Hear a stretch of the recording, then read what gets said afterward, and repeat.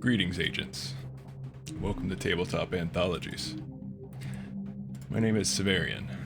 And I'll be the handler here for you agents tonight. So, let me give a little rundown of what Delta Green is here before we dive into the mysteries and intrigue of Delta Green. It's built on the Call of Cthulhu system, so you'll notice a lot of similar dice rolls with the percentile dice. Same kind of setting, the Cthulhu mythos lore, but rather we refer to it as the unnatural in this game. Delta Green, I view it as a mix of the X-Files, a little bit of supernatural, and of course, Call of Cthulhu. So we have our 4 agents here who have been recruited into Delta Green. At some point in the past, they had their own experience with the unnatural. Delta Green observed how they reacted to this, noted their skills that would be useful to them and in the organization, and recruited them. These recruits accepted the challenge and were explained the goals of Delta Green before they were recruited. And these goals being protect the citizens of the United States from threats originating from contact, or rather, from unnatural phenomena or the study of such phenomena, maintain the security of the United States from unnatural threats and from contact with unnatural phenomena, gather intelligence on unnatural phenomena for the sole purpose of containing or eliminating unnatural threats. So we're playing as good guys here, at least in the beginning, until your sanity slowly chips away, and we'll see what happens from that many sessions down the road. So we join our agents in Ohio, actually, Cleveland, Ohio, of all places. It's early in the spring of the year 2000. The whole commotion with Y2K is just started to boil over as the snow melts away in the surrounding area, and they've each received an anonymous correspondence in some form. It could have been a burner phone, an email, a letter, but it was from your handler. It was from the agent that recruited you, Agent Kentucky. He's the leader of the K cell in Delta Green. You see, as much as you know about Delta Green, which is very little, it operates in a form of cell conspiracy. So each cell, labeled with a letter of the alphabet, operates as their own individual team. The cell leaders have contact with each other, but otherwise each cell is completely separate. A cell is the highest in the hierarchy, completely leading the entirety of Delta Green. So you've received this correspondence to meet at a conference room in a post office in Cleveland at 2 p.m. on April 2nd. So I'll just go around here and let everyone explain a little bit about how you got to the conference room. Give as much detail as you want. It's up to you, agents. We're gonna learn a bit about each other through the gameplay and roleplay of this operation. So let's start with we'll just start with Agent Kingpin and go clockwise. All right, so I'm sitting in my office back in Youngstown, right? And these fucking assholes, they knock on my door and they say, "Hey, we told you we'd be here in a couple weeks, and we're here. We're coming to snag you." And I said, "Fine, right? It's not like I have a choice in this anyway." They take me down the block and they brought a heli. I'm like, "Yo, this is like 2 hours from where we're going. Why are you bringing a heli?" They said, "Hey, you told us to bring you in some Ritz." And I said, "Okay, well, at least you can follow orders. I like that frame of mind." So I got in a heli, and it was like 15-minute drive up to Cleveland, and they drop us off like 5 miles down the road. There's nowhere close to this place to park a helicopter. I'm here now. My feet hurt. I had to play fucking a foot race with these goons. They didn't want me falling behind, you know. I got some lung problems. I don't necessarily like doing something like that, trying to keep up. Usually people are trying to keep up with me, you know, but Right. whatever, we've made it. All right. What about Agent K? How does he arrive? Well, unlike compatriot, I arrive much smoother. I got a correspondence in the mail, and that day I was able to very casually walk to the train station, get on the nearest train, and head towards Cleveland, and get off another very uneventful walk to the post office. That is all you really need to know. Very well. Agent Kenrich? Yeah, Agent Kenrich had to fly in. He was down in South Carolina there, and he came on up to Cleveland, flew straight into Cleveland, took a cab, and got him a nice little hotel room there, and stayed a night on April 1st. And a teller told me that that I didn't have a reservation. I said there must be some mistake, and she said April Fool. So I guess fool me. I mean, like I guess I'm going to this meeting tomorrow in this post office. So that's how I'm here. All right. Sounds good. Agent Crypt, what about you? Can't quite hear you. Speak directly into I'm the kind of a microphone, big Agent. shot. Excuse me for the interruption. I'm a bit of a big shot back in my local bureau. You see, I can't quite disclose the department that I'm working on here to just everyday folk. However, I'm kind of a big shot, you could say. During my time spent in this department, I was able to work my way up the ranks, an ambitious man like myself, and pioneer a certain department within that bureau where I specialized in cold cases. I was able to crack plenty of these cold cases left and right. The bureau was beyond satisfied with my work, but a few of these cases I was unable to crack, and more started to appear quite unnatural, you could say. And well, gathering these dots, putting them together, and investigating the situation, I came across an individual's name. Agent Kennedy, in fact, was stamped along a lot of these forms, and I spoke to my supervisors and could not find any sort of details on this Agent Kennedy. After connecting these dots, I was pagered in on my beeper here, a location, a post office in Cleveland of all places. So here we are. All right. And so, in that case, were you referring to the Agent Kentucky, rather? Sorry, did I say Kennedy? Yes. Yeah, Agent Kentucky. I kind of like Kennedy, though, retcon that. but well, I'm going to stick with Kentucky, like I said.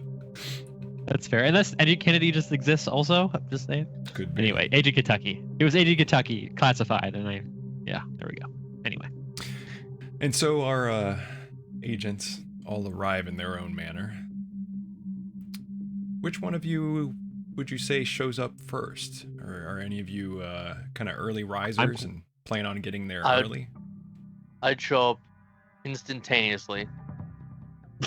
Fast as Wanna roll humanly for it? possible. Because my guy would definitely be an early riser and Your guy's be in at South the case. Carolina. My guy actually lives in Ohio. You can, I would show up last. You can show up kind of at the same time. Let's go back around then. Kingpin, give me a time of day in reference to that 2 p.m. meeting. When do you show up to the meeting? 1:30. All right, Agent K. For 2 p.m. I would probably say, because it's impolite to show up too early. So I would say about 1:45. Okay. Agent Kenrich. Agent Kenrich would actually get there at 1 o'clock. He'd Okay. probably have a newspaper sitting by outside the post office reading a newspaper. All right. And To kill Agent the Crypt. I would be there from 1 p.m. monitoring the situation from a distance, and then I would actually go inside the post office at 1:55. All right. So it sounds like Kingpin is probably going to be the first one to actually step foot into the conference room then. While Kenrich and Crypt monitor from afar a little bit, getting the assessing the area, as you will. So Agent Kingpin, you walk into the room, and it smells stale in here. There's a layer of dust on the conference table in the middle. This room is not used very often. There's also a couple of ashtrays laying there. Those do show some evidence of being used recently, but no one else is in here at the moment. Do you take a seat, or what do you do? I lean up against the wall. I kind of just sit there with whoever's in there. I don't know if security followed me in or if I'm in there by myself, but regardless, I'm probably just leaning up against the wall with my foot kicked up. All right. And so next, I believe it would be Agent K, showing up about 1:45. You walk into the room, and Agent Kingpin, give a little description of yourself. What does Agent K see walking in? So Agent Kingpin, he's about 5'11" on Tinder. You know, he might be about 6 foot, but he's 5'11". He's skinnier. He doesn't have too much meat to his bones. Long face, kind of looks rat-like, Peter Pettigrew kind of looking motherfucker, and and he's got thick, greasy, slicked back black hair, jet black. Yeah, All right. green eyes, striking green eyes, if I do say so myself. And likewise, Agent K, what do you look like? What does Agent Kingpin see walking in? Well, Agent K is around 5'10", with a vest containing quite a few tools, things like tweezers, forceps, things of that nature. He's wearing a dark gray vest with a similar gray hat, slacks, and black shoes that seem to be slightly tarnished. He has bright blue eyes and a very well kept and manicured beard of the light brown variety. All right. And so, Agent K, what do you do when you walk in? And also Kingpin, you two are in the room now, and you've got a few minutes to interact with each other here. So, right when I step in the room, I shut the door very quietly. I look towards the man in the room. I say, "Who might you be, sir?" Well, they call me Kingpin. Phenomenal. What about you? They call me KS plus 2H2O1 greater than 2KOHAQ plus 2HG. But Hold up. I know. You may call me K. Okay. Fine. That's. I'm assuming you got a correspondence to arrive here at 2 p.m. Oh yeah. Phenomenal. There should be some others arriving. I think we should hold off in the majority of the introductions until more arrive, if you would be so kind. Yeah, I guess so. Whatever will get us out of this place as soon as possible. I feel like I'm being infected with asbestos as I speak.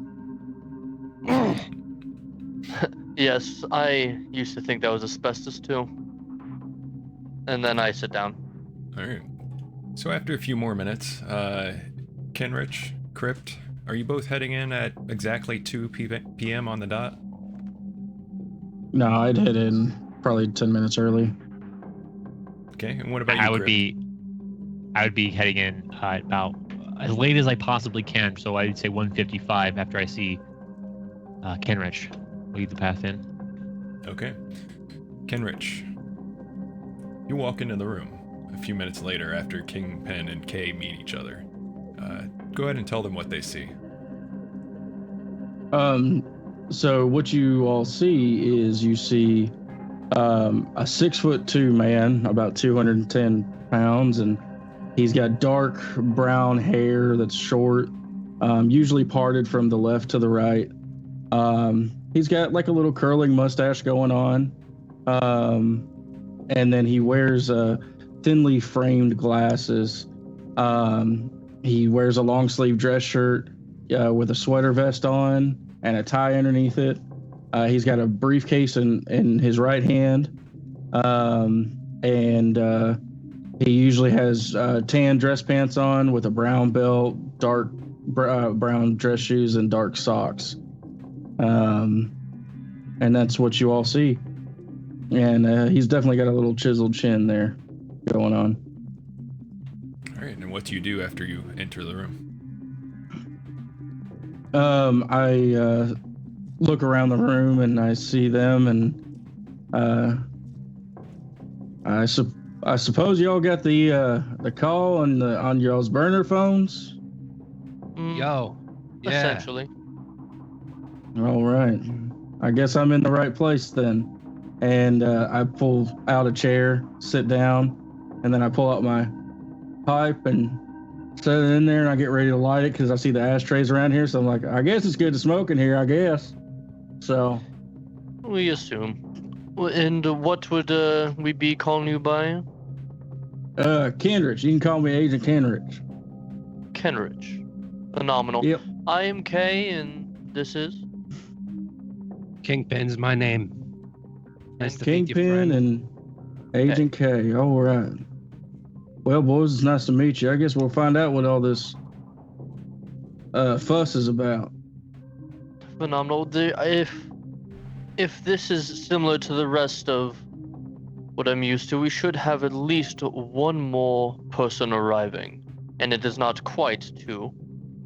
So we shall wait for more introductions when he arrives, or she. You saying you've been through one of these before? Kind of.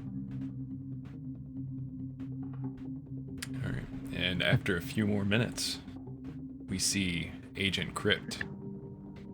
Let's hear what he looks like. Agent Crypt looks almost identical to Patrick Warburton. He voiced popular voice. Oh, okay, I don't have to explain. He's got a very chiseled chin, butt chin of sorts, very prominent jawline, and quite of a handsome attire. He's got a very clean-cut, short hair. He has got a fitted navy blue suit, a white dress shirt underneath, and a black tie tucked into his leather belt, and long blue slacks, and business brown dress shoes. He has a watch on his right, pager on his hip, and an Bluetooth earbud in one of his ears. He walks in with a briefcase. He says What's nothing up? to the rest of you and sits down, opens the briefcase up, and sits there very attentive towards the front of the room. Are you here to brief us or what? No, that would never happen. I don't know. He's coming in all formal and fancy, looking like a What? robot or something. Yes, let's not get on anyone's bad side yet. And No, I was just what asking. is- I ain't trying. Oh, fuck. It's going to be one of these, huh? What should we call you? I'm sure we'll have introductions when the presentation is begun. The presentation will be beginning soon. What should we call you for now, though? Iris Forward. What? Well, that's a dumb name. And with that, the clock strikes 2 p.m. and there's a loud click as the wall nearby begins to open up. How do you all react? The I wall. don't. Yes, the wall Which begins to slide open, and you didn't realize there was even a door there.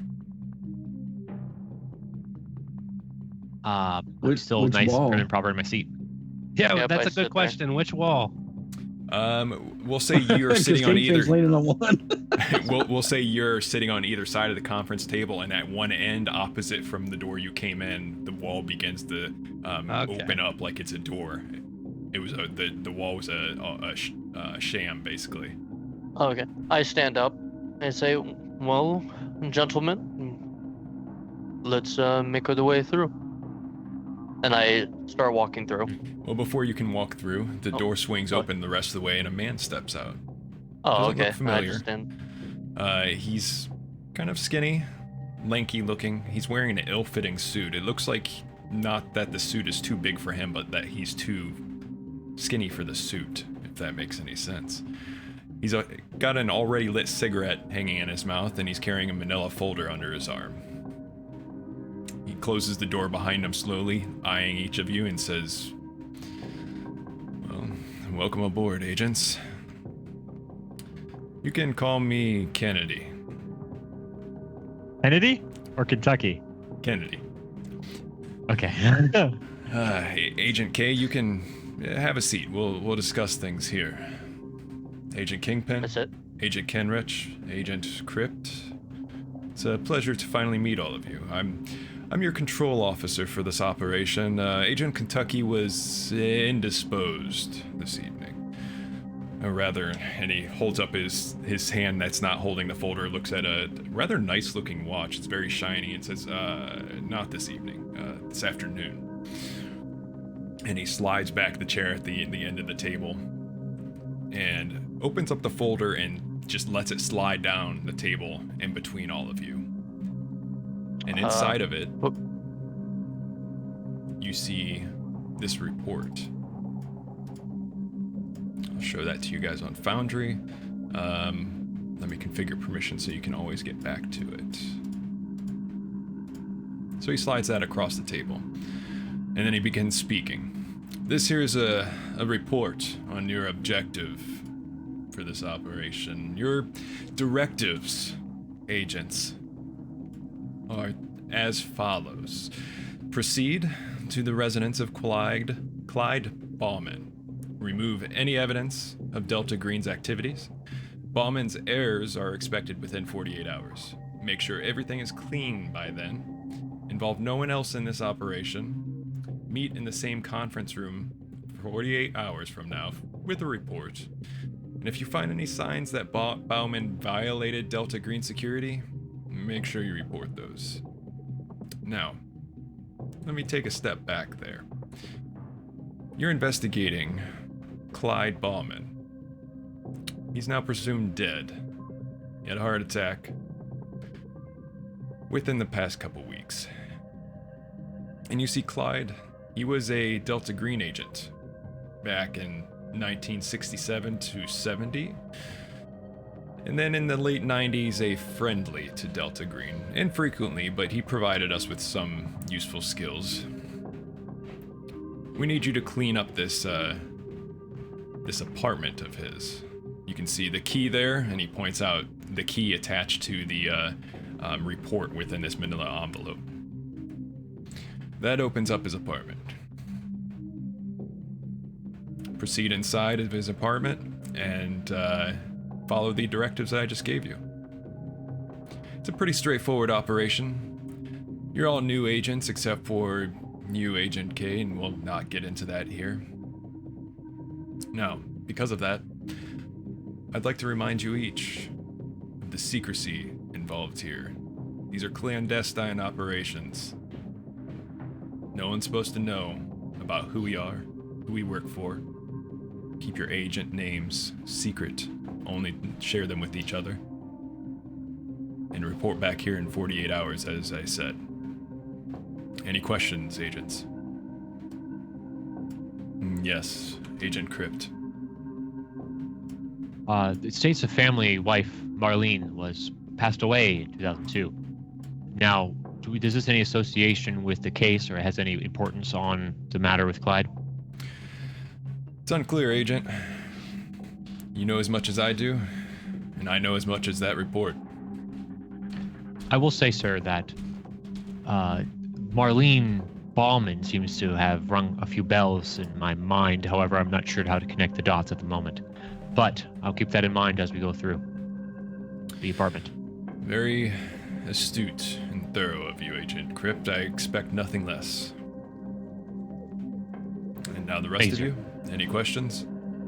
Now I'm feeling like the odd man out here, but how is exactly you expect us to go around investigating and interrogating other people without using our agent names? I know we're a secret organization and everything like that. Are we going to get some sort of documentation, forged documentation to show to anyone who may ask, or? I don't think you quite understand our agreement here, recruiting you into Delta Green. No one is to know of our organization. Do you understand what that means? You do Exactly. But whatever it takes that's- to complete the operation. all right. I'm eyeing daggers at you right now, Kenrich, while he's talking to you. Settle down there, teacher's pet. It'll be all right. I ignore you and turn back around. Now, if there's nothing else, I need to get back to my work. Yes, Agent Crypt.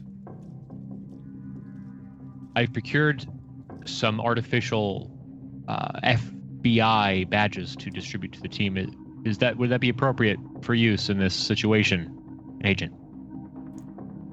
Agent Crypt, you do whatever is necessary. I'm not here to approve or disapprove of how you go about doing it, as long as you meet the prime directives and goals of Delta Green.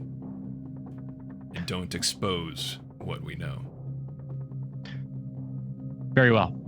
Thank you, Agent. Kennedy. Yes, Agent K. I did not receive any correspondence this time. Who is going to be leading this operation? Well, you will work as a team and figure that out for yourselves. We are not assigning any leader for this operation. Typically, Agent Kentucky would be here to lead KSL. He's off on other duties. He felt that this was a simple enough operation, just a simple cleanup procedure that you could all handle. Surely the skills between the four of you are more than enough. Most definitely. Thank you for your time. In other words, feel free to decide on your own. Agents, I have these badges for you. I would like to distribute them accordingly. I will be keeping my badge, Agent Winchester. I will be distributing the badges Agent Boyle, Agent McAllister, Agent... Caldwell. Agent Caldwell. Thank you. This should come in handy at some point. Before we proceed, though, we should figure out what we're best at, so we don't step on each other's toes in the field, and so we actually know what we're going to be doing when an issue arises, so we're not fumbling around. I, myself, am more inclined for chemistry, more in the explosive manner. This, other than my actual practical knowledge, we should not need anything of that volatile extent on this mission, I do not believe. But going down with it, since you seem to have something to do with FBI, I would like to keep our social lives a complete secret. But Clyde, what is your skill set? Did you say Clyde? Oh, sorry, I got Clyde and because we wrote down Clyde in my notes. Crypt. Very well. I have a expertise in forensics. Before you keep going, Kennedy stands up, loudly slides the chair back, and begins heading out of the room. Do any of you stop him? All right. The wall closes again behind him, but continue, Agent Crypt. Specialize in forensics. We might have to put this into play here, as Bauman has has been suspected of domestic abuse, perhaps leading to the disappearance of his wife. But it might not be either here nor there, but it's led to be seen. Forensics is my specialty. I'm very aware of the bureaucracy when it comes to policies and procedures across the United States of America, as well as some fundamental hand-to-hand combat, firearms, and the human intelligence. I'm very, very, very well versed in manipulation, coercion, and the art of the human psyche. That should be quite useful in these situations, most definitely. Kingpin, what is your specialty? Well, they hired me for a few reasons. I can talk.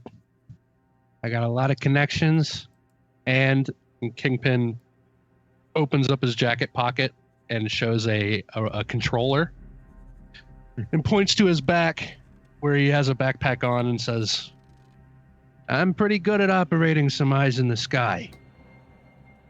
Oh, you're quite good with technology then. Yeah, I know a thing or two. I've never worked with somebody with that capability. I'm gonna be watching what you do. This is gonna be quite interesting. And last but not least, I point to what is your character's code name again? Let me take a look here, and yeah, Kenrich. And I thought Kenrich, you was what is talking about yours? this fake ID he gave me over there. Oh. My specialty is research. I'm more of a book guy, but I'm also hands-on, if that makes sense.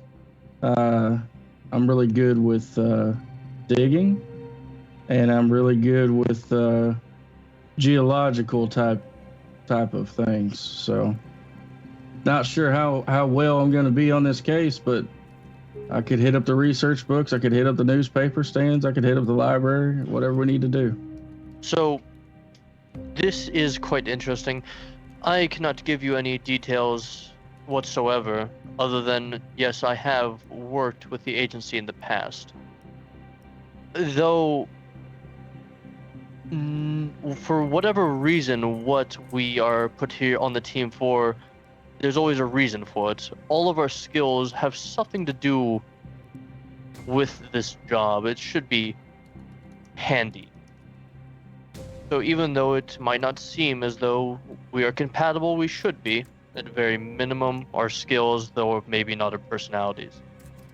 So, since Crypt, you seem to have the most knowledge about situations of this nature, where do you believe we should start our investigation? Well, I think we should hit the home first. We don't have a lot of time in this situation. We have the heirs are expected to show up within 48 hours. We need to make sure the area is clean. I have yellow tape. I have jackets for you all. We're gonna go ahead and clean up the situation like we would any by the book. Keep things clear. We don't want to communicate too much with too many people, nor do we want to deal with any sort of local law enforcement. That's a thing we should worry about, though. Unless we have connections to do so, a lot of yellow tape and vests and badges will incur an investigation with the police if an investigation hasn't already been filed in the area. That's a affirmative no, agent. The situation here, as long as we take our time and do it by the book, we won't get any law enforcement interference. And if we do, I can blow them off our case. There won't be an issue, and I can promise that. Okay. We cannot have any civilians, federal or otherwise, getting into our business on this mission. For their sakes, honestly. Well, we should head off to their home then. See what we can find, see what we can dig up. Seems like a very closed and shut case. We're just here to clean up duty. I mean, well, no offense to Agent Kennedy, but it seems that we've kind of got stuck with janitorial duties. I stand up and I start to walk out and I say, it's never cut and dry like they say. There's always Very a well. twist. And then I start to walk out.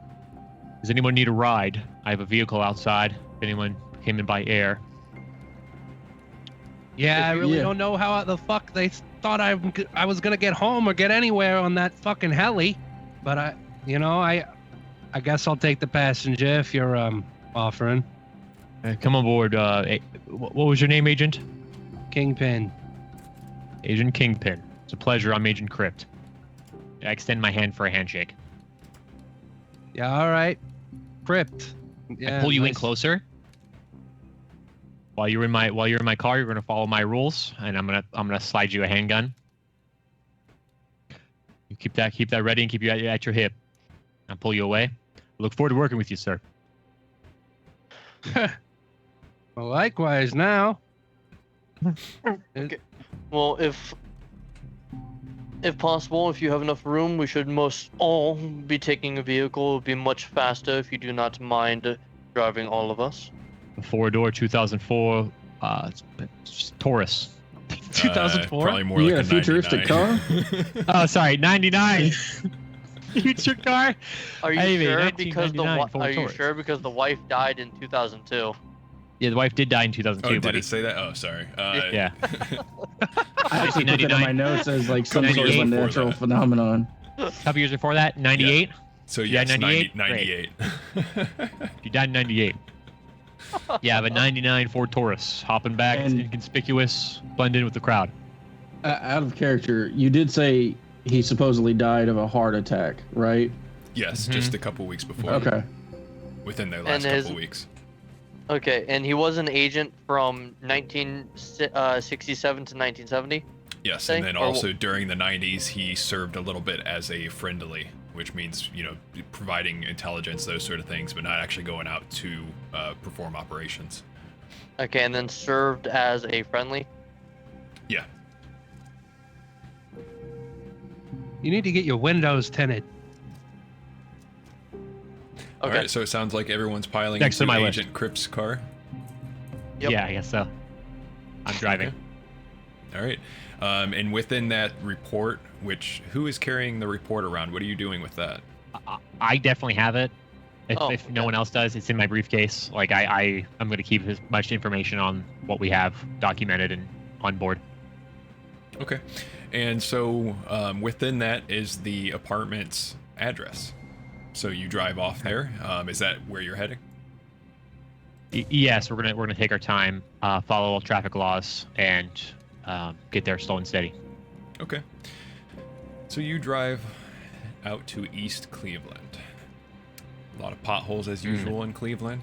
A lot of slush on the ground as the snow's just recently been melting away. It's a rather dreary looking day as you arrive at his apartment. And here you see that it's an inconspicuous apartment building in a declining working class neighborhood. It's a jarring example of early 1960s design. It's blocky and drab. And you park, I'm assuming, outside on the street, or how are you approaching the building? Being that it's a neighborhood, we're gonna park on the side of on the side of the street. Where do they have a actual driveway with a garage on the No. side, or is it? Nope, there would be Okay. either parking garages, or there's some lots around, or street parking. Very well. I'm going to park on the side of the road then. I'm going to immediately, as soon as we park, exit the car, pop the trunk, say, I'm going to need some hands out. I'm going to need some hands out here. We're going to set up a perimeter, make sure that we don't get any interference. As we're doing that, two of you should be fine doing that. Kingpin, if you would be so kind, could you perhaps scout the area slightly? Just this immediate vicinity, if you could. Henrich, you're on me. Sure. Yeah, I could do that. Just around this apartment complex. Nothing too fancy. Nothing that's going to catch too many eyes. Just a very quick surveillance if you're able to. Yeah, but do you want me to do it on foot, or do you want me to send the bird in the sky? Let's do it on foot for now, and then we'll get the bird in the sky if we notice anything a little out of place. Let's get the Yeah. outside first, then head on inside. Okay. And then We back can do that. I'll be back in a few. I light up a Yep. cigar and head out down the block. outside. Yeah. Sorry, guys. I didn't want to interrupt you guys. I just wanted to make sure we get the right points. So after you guys finish the cigarette thing, if we can touch on this trunk thing, I want to open up the back of the trunk and stand there with Kenrich, looking what's inside. Unless you have something to describe, Sev, about the outside or anything. Nothing else yet. Kingpin would have walked off, and we'll get back to what he finds after you do what you're doing. Okay. If he went to the left, I went to the right. We're scouting like at the same time. Okay. Yeah. Sounds good. And now- correct me if I'm wrong. Was this an apartment building or was Yes. this a home? Okay. Just Apartment more building. than just him. Yep, Okay. Apartment building. And is just to clarify, so my mind's clear on how we're seeing this, so that way we all see it together. Mhm. Is this apartment building like, is the entranceway on the outside to the apartment, or is it like in a New York style building where you have to climb up some stairs and the entrance is in a hallway or something? It would be more like that, where there's one main entrance. There's probably a couple side entrances. And you don't know what the inside looks like yet. But it just looks like one big square block, and each floor has the apartments on it, and you can see the front entrance. There's alleys on either side as there's shorter buildings flanking it. Okay. And as I said, there's parking garages around. There's parking lots in the area, Right. and there's also street parking. Okay. It's not real busy around here. There's a car that goes by here and there, but this is not a very trafficked area of East Cleveland. Sure. Pop open the trunk. Kenrich, on me. Inside the trunk, not only are there all kinds of crime scene pieces and parts, but there are some FBI jackets. I toss one to Kenrich. Before they leave, I do want to give them a jacket if possible, so that they can have a jacket that says FBI on the back, just so if anyone from the distance or on the outside kind of identifies them, looking at them, they could tell it's FBI. Not only that, perhaps I have some basic munitions in the back as well. I pull out like a side compartment panel, another pistol, give it to Kenrich as well, make sure he's armed. I assume the other one's armed because seems like he's been here before, but that's just an inner monologue. Grab the yellow tape, close the trunk, look at Kenrich. I've done a few of these crime scenes before, not to disclose too much information, but we should definitely let the neighbors know what's going on so that they don't call the police in case we get any unexpected gunfire, unexpected noises, or anything of the sort. But wouldn't one of these apartment buildings here, wouldn't they have like a lobby desk, and we could probably just tell the person working the reception there to notify other attendants in the area? That's likely, Kenrich, but in this low-income area, I can't vouch for that being a possibility. However, if we do find a receptionist, I'm sure that's the way we can do it. Regardless, we need to let the neighbors know, and that's where we're both headed with it. And also, is this a light pistol, medium pistol, or heavy pistol? Because I got to put this in my character sheet here. Well, in this case, it would be a light pistol. Maybe a couple light All right. pistols. Yeah. All right.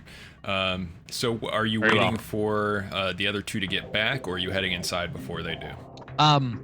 If possible, I would have loved to give them a walkie-talkie of some kind. If that's okay, if we have one. Yeah, If not, I yeah, can wait till they come back. Okay. so- If you can have stopped them Yeah. before they head out, that's fine. Right. So I stop them before they head out. Have them extend their hands out. Walkie-talkie for you both. Keep the channel on 2. Make sure to say over when you're done talking. These things can be a little finicky and can get out of range. They're very, very close range. Any concrete or anything like that is going to interfere with them. They're very simple, but we're going inside. We're going to talk to the neighbors, see if we can establish a small perimeter. Let us know if you see anything.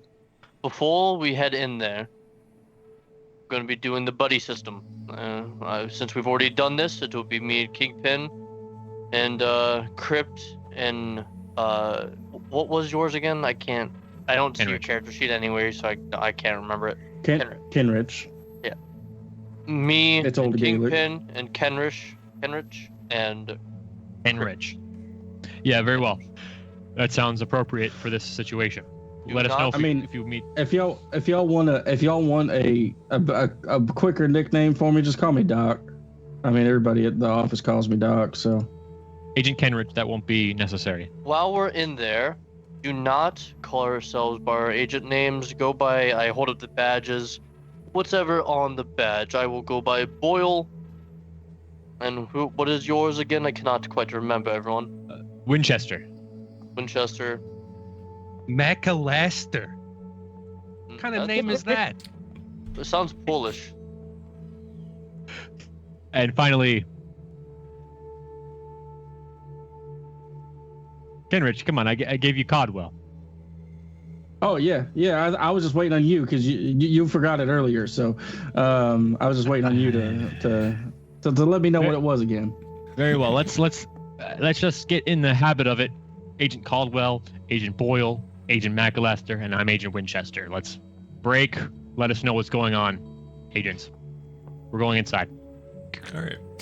So we'll have Agent K and Agent Kingpin go ahead and roll for your search around the building here. We Alertness are new or to this game, so let's go with alertness or search. Go with search. search. And at any time, if you think that a skill would apply better, don't hesitate to tell me that. We're all learning the system together. Oh.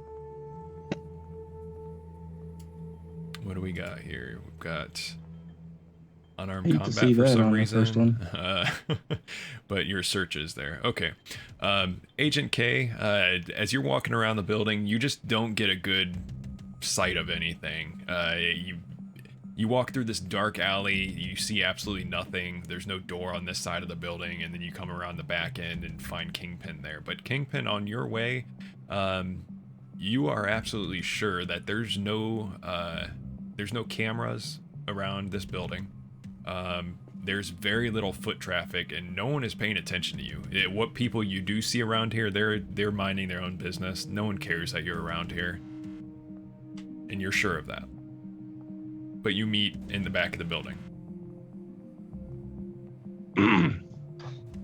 All right, boss. Anything out front? I couldn't make out anything. You? Nah, there ain't nobody coming back through here. I haven't seen any signs of trash, which you find all over these streets if anybody's hanging around.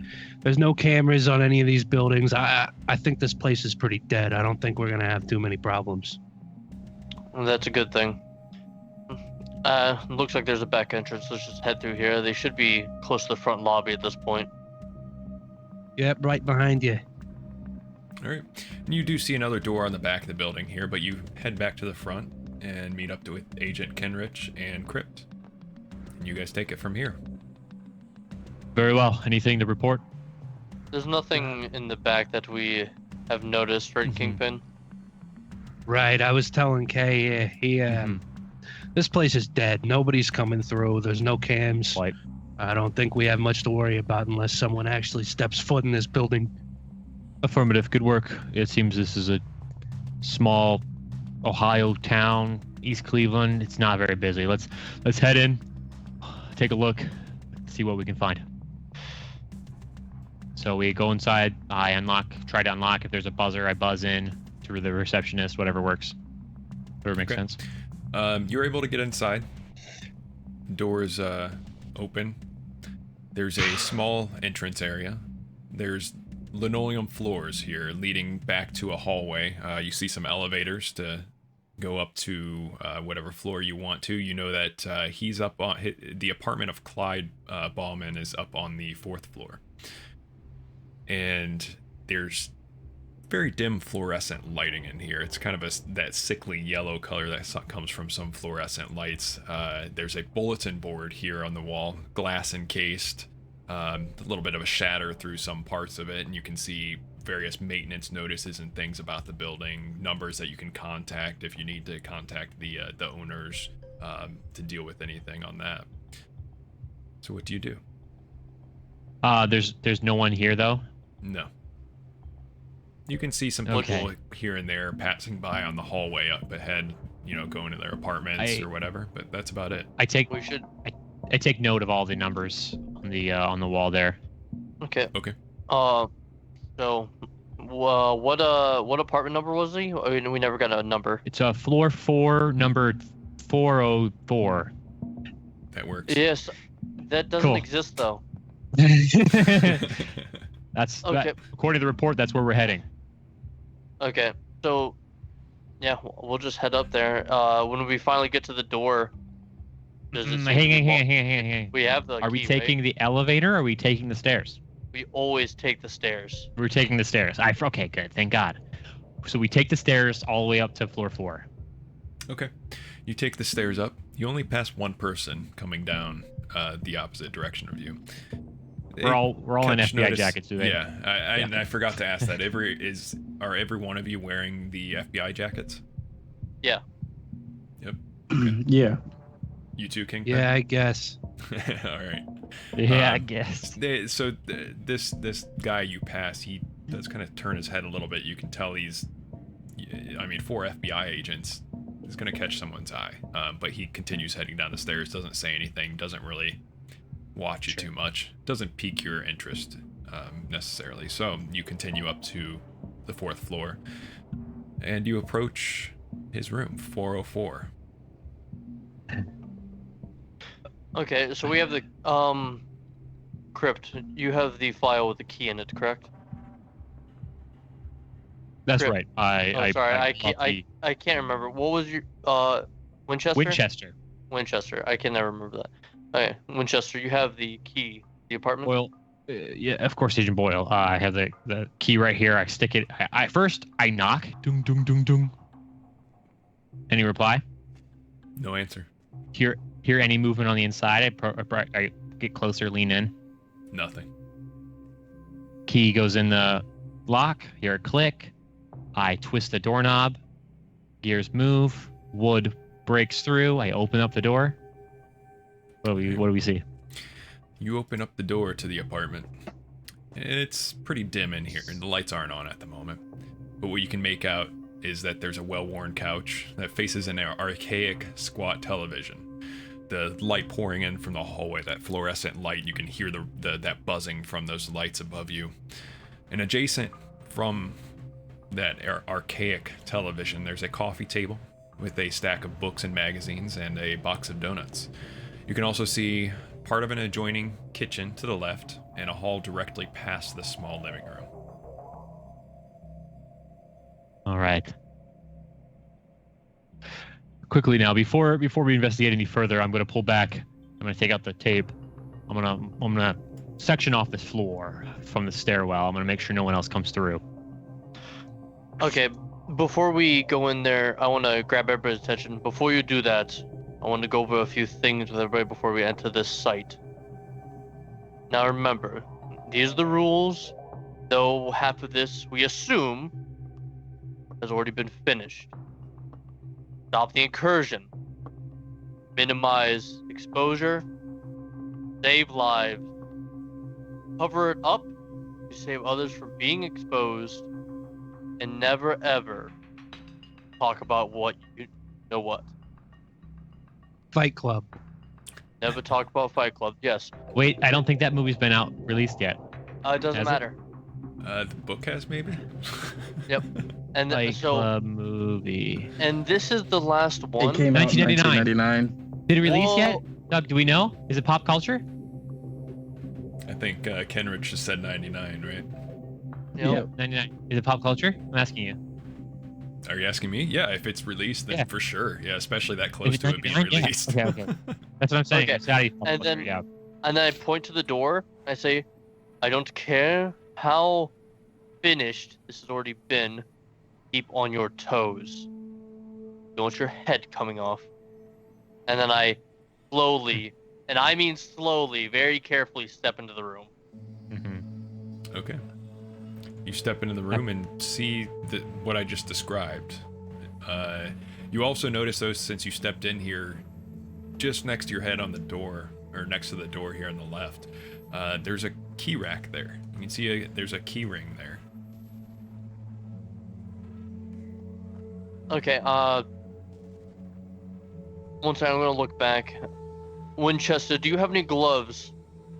Of course, I have gloves. I pull out the briefcase, grab latex gloves, enough for everyone that needs any. Nobody touch anything with your bare flesh. At the very minimum, we don't want to leave fingerprints. And then I put the glove on, and I want to grab the keys just to see if they have anything on them. If not, then I'm just gonna put them like in a little baggie and then keep them on myself. Okay. They're labeled. There's numerous keys here. Looks like some of them are for a car, for this apartment, and there's one that's labeled cabin also. Cabin. Look for. I look to the rest and say, "There's a few keys here, but the one that I'm most interested in is this cabin one." Did you say cabinet or cabin? Cabin. There's another Cabin. key that also says footlocker. Okay. Search around for any type of locked locker or anything of that nature. If you find it, come to me. Kingpin, you're on me. And then I walk in unless everybody else is walk. It's right, Mechalaster. I keep forgetting about the freaking FBI. I don't actually say that. Okay. You don't actually say. I keep forgetting about the FBI. Yeah, no, I don't say Kingpin. I say. You don't just say that out or loud. I'll I accept say it this time. I say Mac This Blaster. time. Yeah, I'm It's on the your fir- 6. It's the first Hey. session. Agent Caldwell, you're on me. We're gonna check the kitchen and living room areas, I guess. Very well. All right. Yeah, we'll get the bedroom and bathroom. Okay. We'll start with Crypt and Kenrich first. And are you leaving the door open? Yeah, the door's wide open, but Yeah. it's got yellow tape that says "Police do not cross" on I it. see. Okay. Sounds Yep. good. All right. So in the kitchen, you see that it's mostly bare, with a smattering of cans, pans, and boxes here and there. The only human touch in here is a crudely drawn human figure entitled Grandpa, and it's signed by Cassie. Has 2 gold stars on it. Take a and it's picture of that. hanging on the refrigerator. Take a picture of that right now. In the living room, was it Crypt and Kenrich that are searching the living room also? Yes. Okay. So in the living room, overall the interior of this place is very grim. And aside from a patina of cigarette smoke, there's very little evidence that there's anyone that actually lived here. The coffee table that has the books and magazines, those turn out to be mostly completed crossword puzzles, issues of Sports Illustrated and Reader's Digest, and also that box of stale powdered donuts. How do I know they're stale? Did we eat them yet? Did we take a bite? You can just tell by looking at them. They're very old. Okay. Like one of them is probably bitten into. The lid's hanging open on them. Take a look at this, Agent. It just seems quite strange to me that this bundle of donuts is here. Just think about this for a second here, right? We know that what's this nuts? We know that Bauman died of a heart attack, presumably, but look around you. Doesn't seem like there's anybody living in this living room. There's a box of donuts here, half eaten, half consumed, a bite mark in one. Did he have a heart attack and keel over during his episode watching the news? Did he? It just doesn't add up here. I'm It's getting. either a heart attack. It's either. Oh gosh, I'm starting to do the voice that Turg's doing, and it's like messing with me right now. I feel that. Well, he either had a heart attack or he had some kidney stones, one or the other. But in the it was something happened. Like, and if these Luckily, you things don't are, die from kidney stones, Caldwell. you've obviously never had kidney stones. You don't know how hellish they feel. Fair enough. But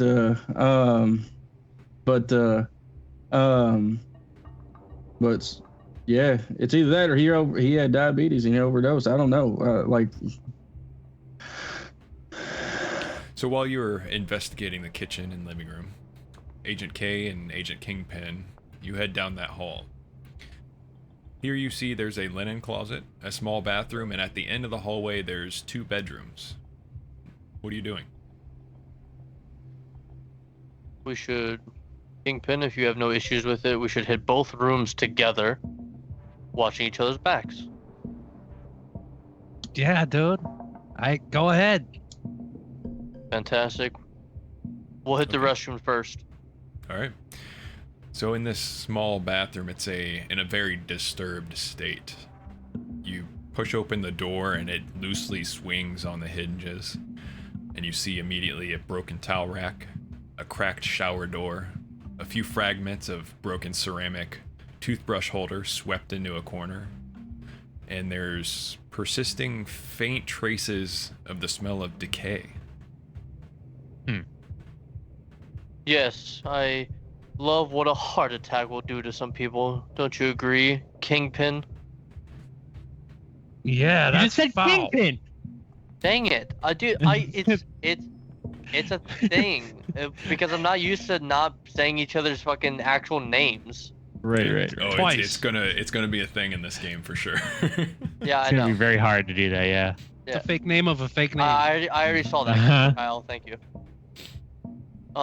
Okay. So, look to you and say what I just said by saying Macalaster. It's first session. Give me some slack. Yeah, you're fine. It's first session. Yeah, I'm behind you. Whatever that is, it's foul. I go to I kind of very slowly open up the bathroom curtain. No curtain. It's a shower No door, curtain? a glass door. Oh, I open up the door. That's what I mentioned. It was a cracked shower door. Oh, okay. So it's heavily cracked. You can open it if you want to. Yeah, I You open can it. see through it. It's a bit grimy, but you open it and like shards of glass start to fall onto the floor and crack a little bit more. It's just barely hanging there, but you just see the shower itself. Hmm. You Nothing think he in might there's have been in the interesting. shower when? You think he might have been in the shower when his heart gave out? Looks like some kind of altercation, or he freaked out, or something. Yes, a heart attack must have caught him by surprise, most likely. And then I slowly and carefully shut the shower door. Macalaster, check the cabinets below the sink. Yep, gotcha. Doing it. All right. You just find typical supplies you'd find in a bathroom. There's a plunger in there. There's some like extra soaps and shampoo in there, but not a whole lot of anything other than that. And it's really rather bare in here otherwise. Nah, nothing. Then let's head off to the first bedroom.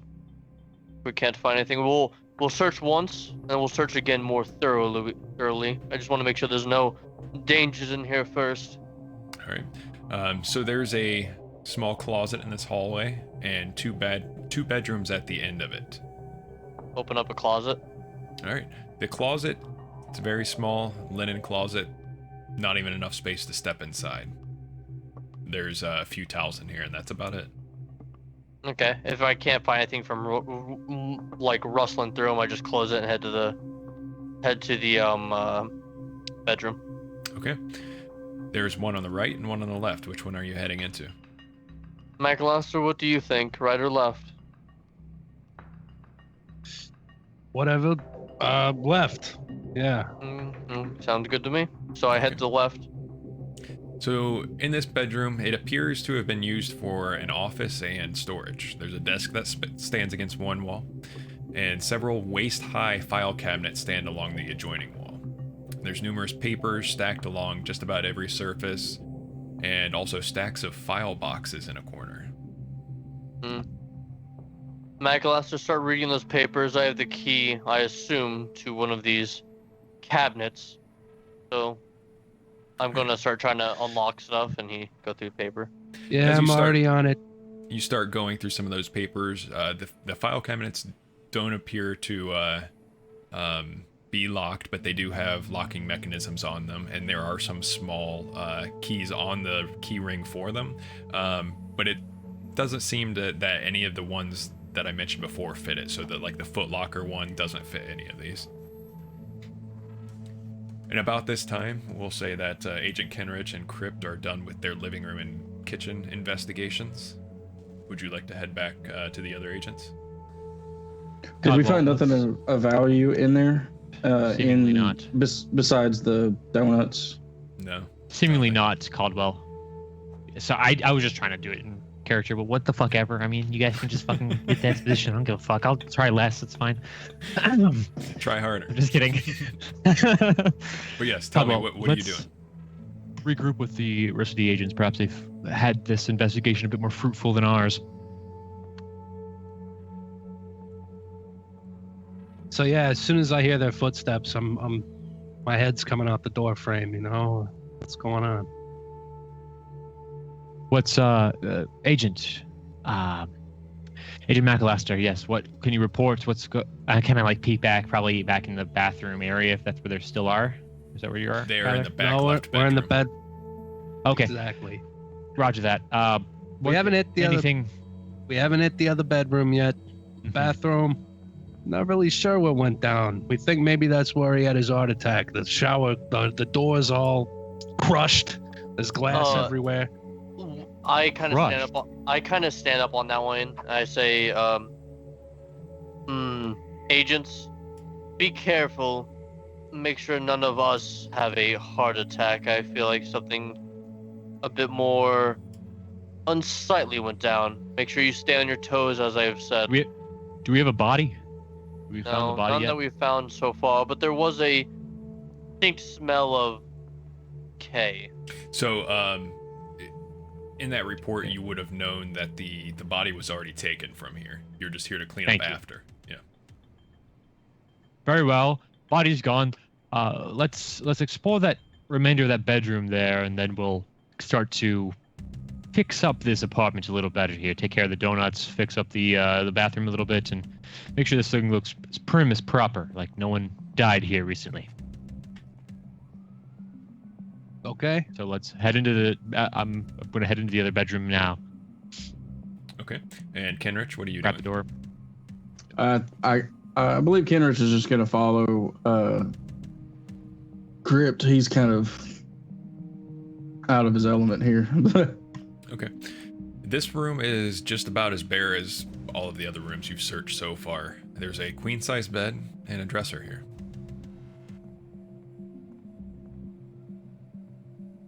Take a look at that dresser. I'm gonna look underneath the bed. All right, Roger that. I'd go and look at the dresser, look see if there's anything on top, and then underneath it, and then pull out the drawers individually. Okay. Underneath the bed, you don't find anything. Absolutely nothing under there. But on the Okay. dresser, you see Agent Kenrich. There are photographs of Clyde and his late wife, Marlene, high school graduation pictures of his 2 children, a few photos of his grandchild, or of a grandchild, and a ceramic paperweight of a child's handprint with Cassie, age 4, crudely painted on it.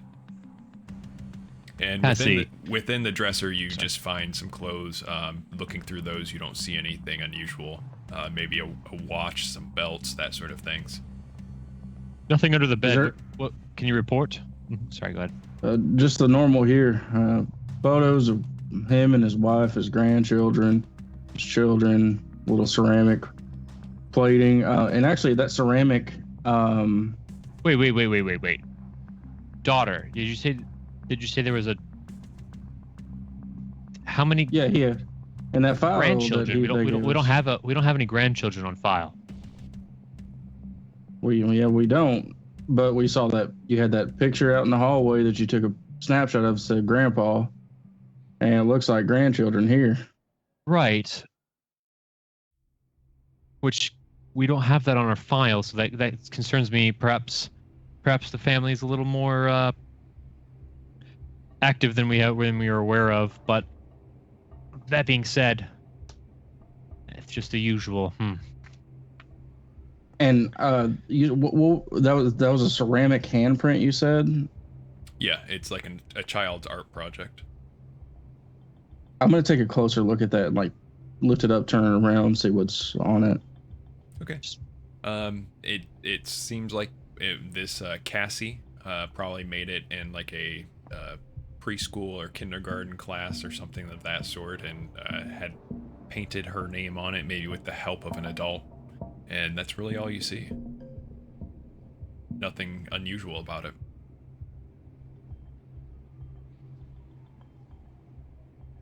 Caldwell, why don't you take that for evidence? I'm concerned that we did not receive data of their family on the report. There should have, especially with their involvement in Delta Green, their family must be documented. Please use that as evidence. We want to make sure that this is documented. All right, and so I just kind of lift it up and I wait for you to like open up a baggie or something because I ain't got a baggie on me. Yep, easy. Baggie. And I drop it in. Well, you know that if head honchos ain't got any information on this grandchildren, what's the probability of them having a birth certificate on this child? If the brass don't have any information on them, there's no way there's a birth certificate here, which further concerns me. There might be some more unnatural involvement than you'd like to see, but that's yet to be seen. I don't want to make any hasty generalizations or rationale that might not be there. For the time being, let's clean up. Any other information we have of note? Boyle, McAllister, do we procure any other pieces of material in here we want to share? Yeah, well, did we find anything under the bed or closet or anything? No. Nothing under the bed anyway. No, I'm talking to Sev on our room. Oh, sorry. No, in your room, you are looking through the paperwork, I'm assuming. You're still going Yes. through that? Yes. All right, you haven't found anything interesting so far, but looking through this paperwork so far, that the abundance of it, it's going to take well into the night to finish reading through all of this thoroughly. Well, we can't find anything of significance with this paperwork, but we should take it just in case to cover our bases. McAllister, take all the paperwork with me. I'm going to take these files. If you Take want it to all? carry everything out of here, it's going to be quite an effort. Like it won't. Oh, there's even a lot? fit. There's like It a won't- ton? Yeah, it won't even all fit in the vehicle you drove here in. There's that much. Yeah. Cool. Okay, well then, McAllister. Plus, if someone's gonna be here soon, you don't think they're gonna be expecting some of this paperwork? I mean, I'm sure some of this was Bowman's and it was important or something. They'll know something's missing if we just take it all, man.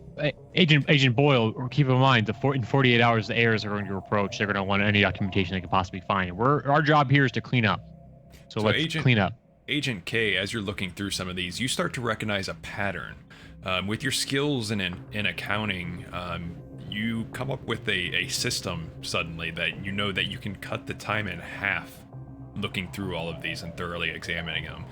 You estimate it'll be about 6 hours to thoroughly look through using the system you've devised.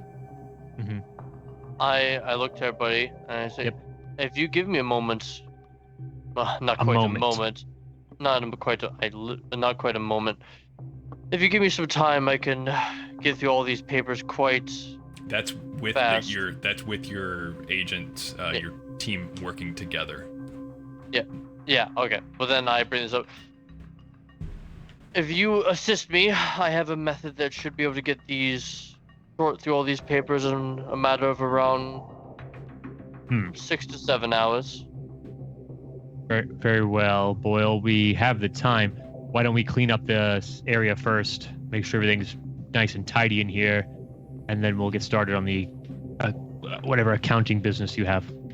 When you mean by cleaning, you just mean the basics, correct? Because I don't think any one of us have for instance, a replacement shower door. Well, I mean, if you need somebody to go down to the hardware store, I mean, Right. get a brand new door.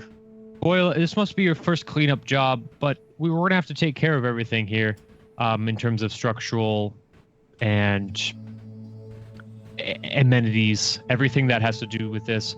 In the meantime, while we get a new door refitted on this frame, we can clean up the glass and fix the shower curtain and just throw away the donuts. Make sure everything's nice and tidy in here.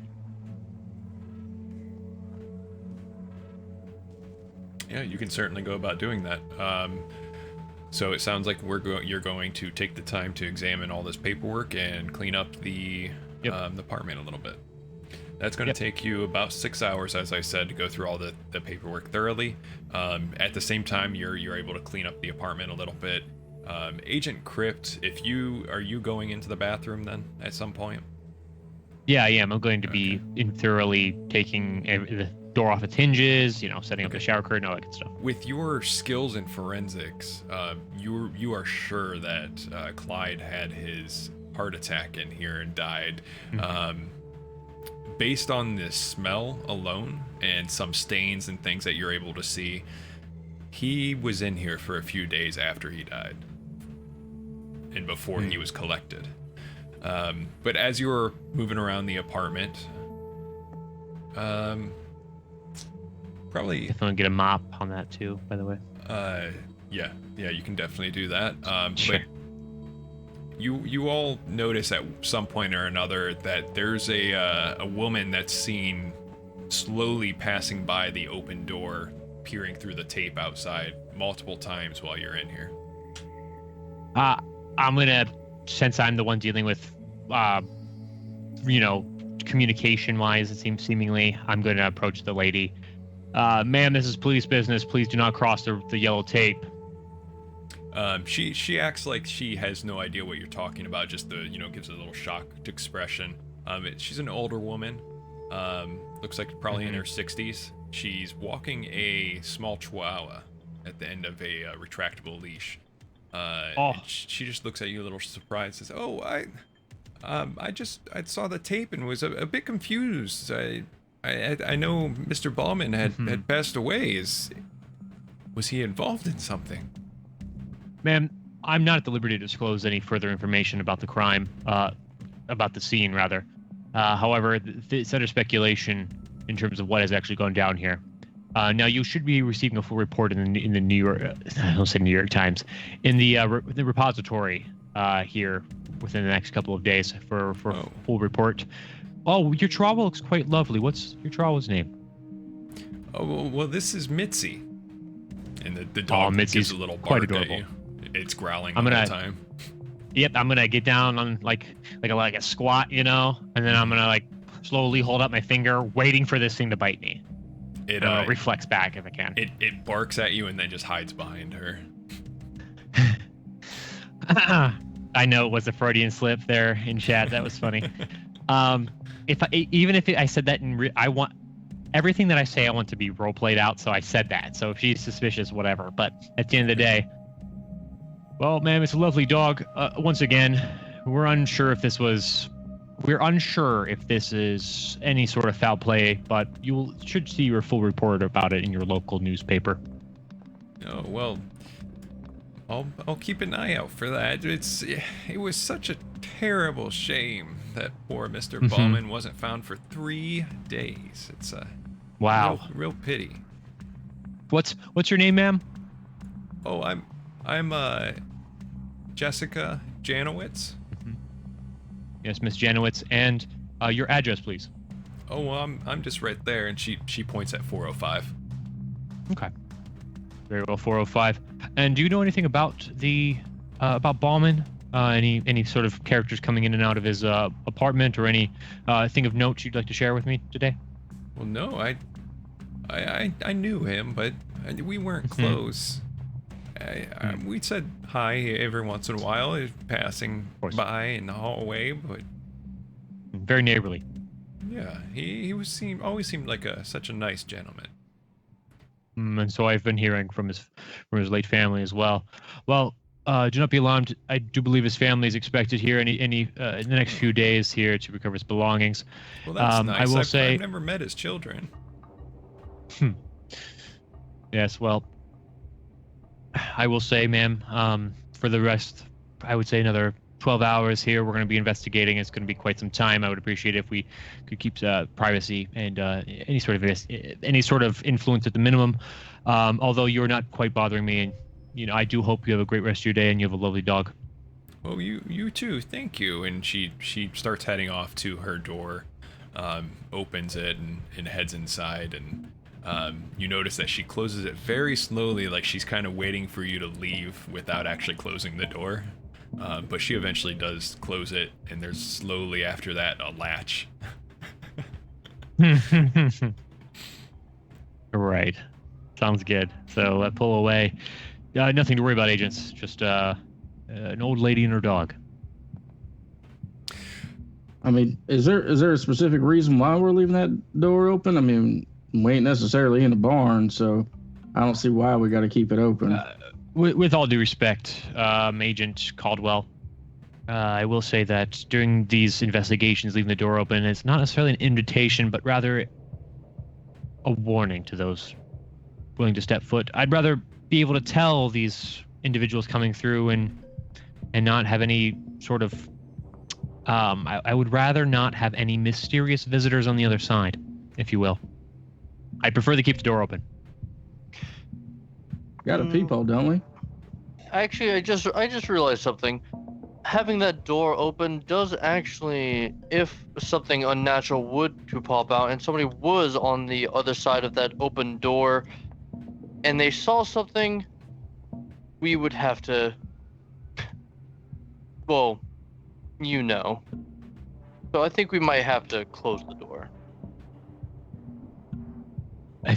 Again, if you wish, Boyle, I just have a feeling that if we shut this door, we're going to, weirdly enough, we're going to draw more unwanted attention.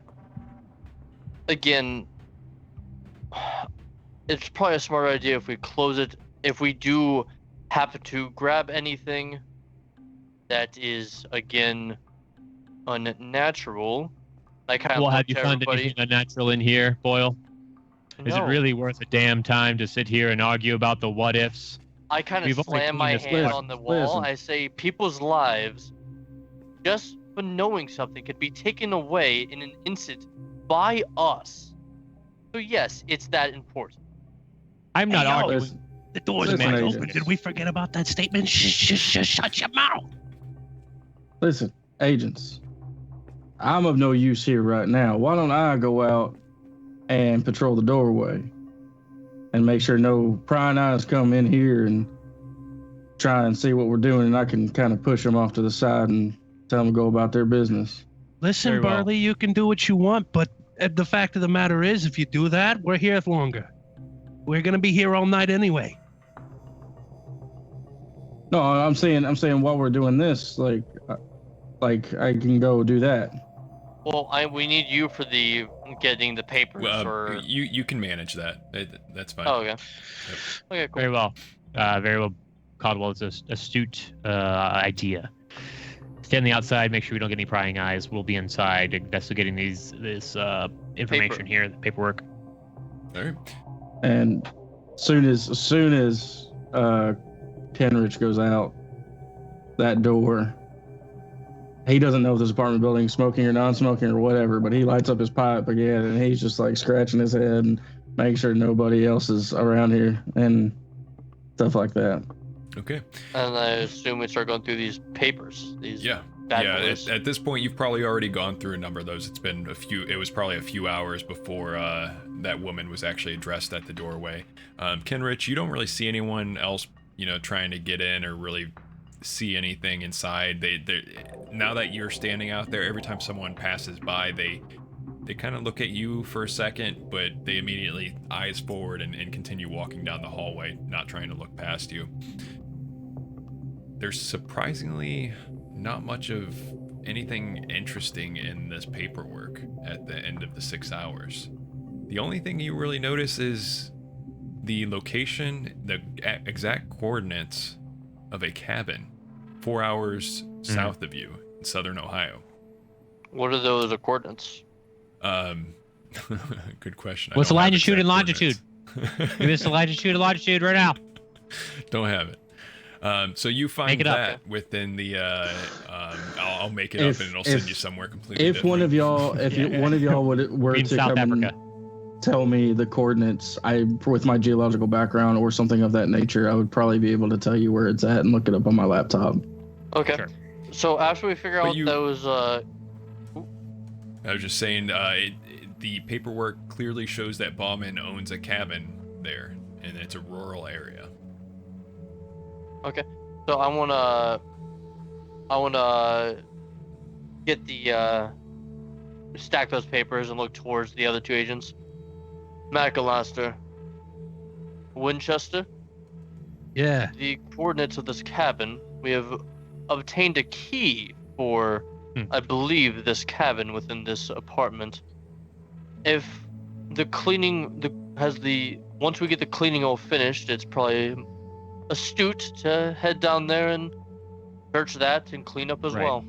We don't want to make sure there's any loose ends lying about in the woods. Most definitely. Before we leave, also make sure we're checking on the air vents underneath any loose floorboards or anything of that nature as well. Of course. Sounds good. I'm gonna go grab the bleach. My fingers are getting arthritis. I'll say that you were able to clean up at the same time going through that paperwork. There wasn't a whole lot to clean, so taking breaks here and there from the paperwork, you're able to clean that up at 5-10 minute increments. And you were. I was doing the most work. Just saying. I was working really hard. So the apartment is as clean as you would like to have cleaned it, and you've gone through this paperwork, only finding that location of the cabin. What's next? Cabin.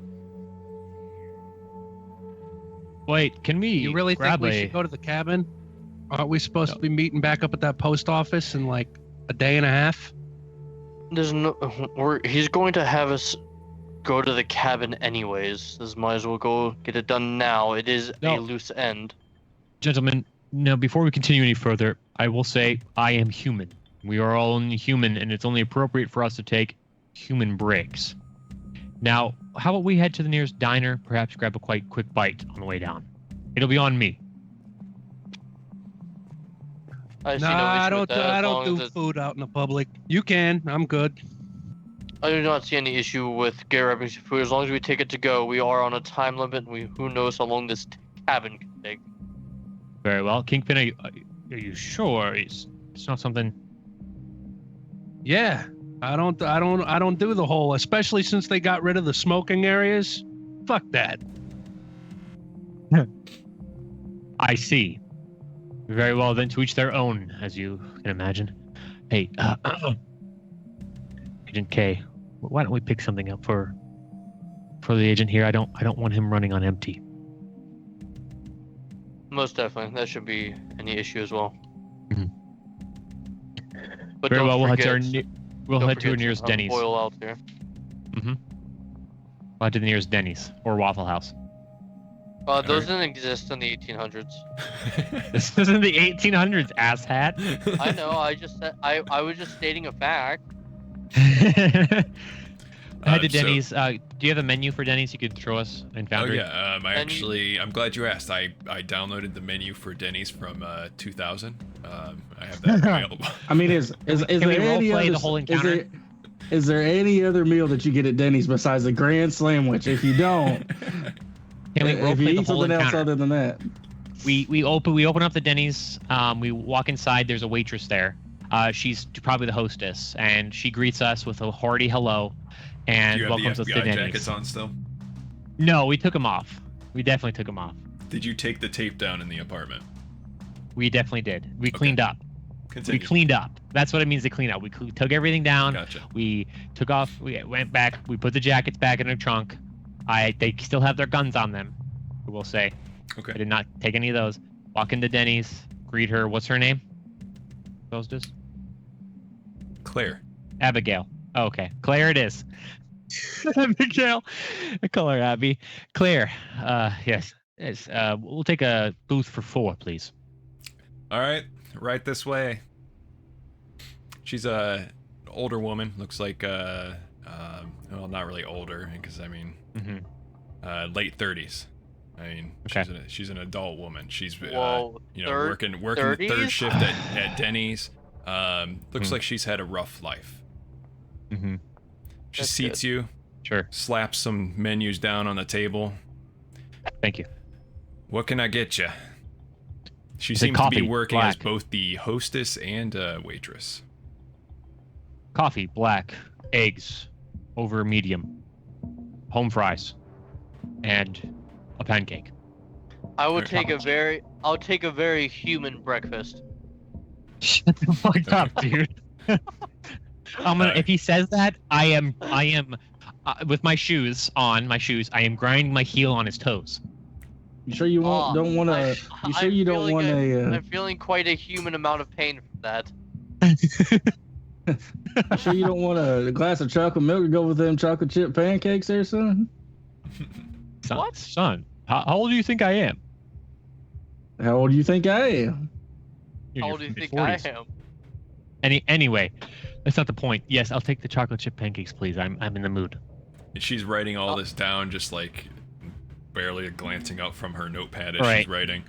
Fucking sick of our shit, I imagine. Yeah. Kingpin, do you go in and sit down, or are you fully against even going inside of the restaurant?